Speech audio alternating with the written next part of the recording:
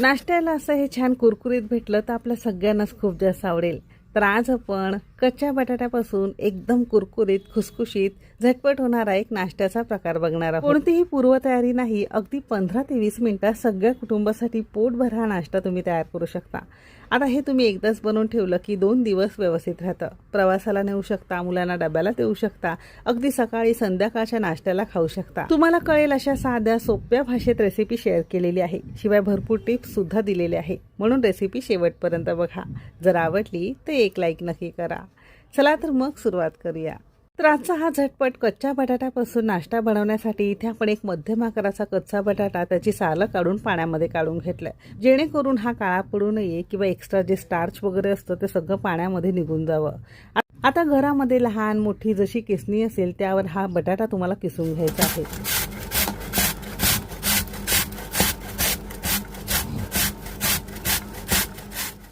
आता तुम्हाला सगळ्यांनाच माहिती असेल बटाट्यामध्ये खूप जास्त प्रमाणात स्टार्च असतं आणि ह्या स्टार्चमुळेच आपलं वजन वाढत असतं। म्हणून काय करायचं, एक 2 ते 3 पाण्याने चांगलं चोळून चोळून बटाटा आपल्याला धुवून घ्यायचा आहे। जेव्हा तुम्ही भाजीला जरी बटाटा वगैरे वापरत असाल तरी फोडी केल्यानंतर पाण्यामध्ये काढून ठेवायचं आहे। असं केलं की बटाट्यामधलं जे स्टार्च काही असतं ते तळाला जाऊन बसतं। बटाट्यामुळे वात होतो किंवा वजन वाढतं ते स्टार्चमुळेच, म्हणून स्टार्च आपल्याला काढून टाकायचा आहे। तर असा हा बटाटा आपण 2 पाण्याने स्वच्छ चोळून चोळून धुवून घेतलाय, म्हणजे हा काळा सुद्धा पडणार नाही आणि यातलं सगळं स्टार्च निघून गेल्यामुळे आपल्याला बाधणार सुद्धा नाही। तर कच्च्या बटाट्यापासून जेव्हाही तुम्ही वेगवेगळे प्रकार करता असं हे स्वच्छ धुवून नंतर तुम्हाला वापरायचं आहे।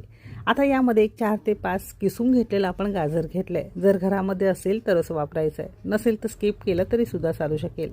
सोबतच इथे आपण एक 2 ते 3 चमचे बारीक चिरलेली कोथिंबीर घेतली आहे। तुम्ही थोडा पालक चिरून घातला तरी सुद्धा चालू शकेल। एक हिरवी मिरची तुकड्यांमध्ये 8-10 लसणाच्या पाकळ्या ठेचून चिरून घेतलेल्या आहे। शक्यतो लसूण इथे आपल्याला ताजं घालायचं आहे। अर्धा चमचा आपण इथे जिरं घेतलेलं आहे, चमचाभर पांढरे तीळ घेतलेले आहे। जर घरामध्ये उपलब्ध असेल तर अर्धा चमचा चिली फ्लेक्स घालायचे, नसेल तर रोजच्या वापरातलं साठवणीचा अर्धा चमचा तिखट वापरू शकता। चवीपुरतं किंवा अर्धा चमचा मीठ घालायचं आहे। आता ही सगळी जिन्नस सुरुवातीला बटाट्याला चांगली आपण चोळून घेणार आहोत।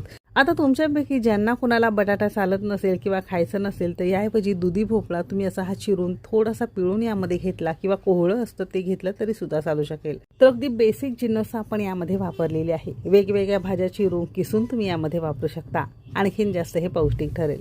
मेजरिंग कपने 1 कप किंवा 200 ग्रॅम प्रमाणात इथे आपण बारीक रवा घेतलेला आहे। रव्याऐवजी 1.5 कप तुम्ही इथे ज्वारीचं पीठ वापरलं तरी सुद्धा चालू शकेल। आता ज्या कपने 1 कप रवा त्याच कपने पाव कप आपण इथे डाळीचं पीठ घेतलंय। मूग डाळीचं पीठ घेऊ शकता, चणा डाळीचं पीठ जे घरामध्ये उपलब्ध असेल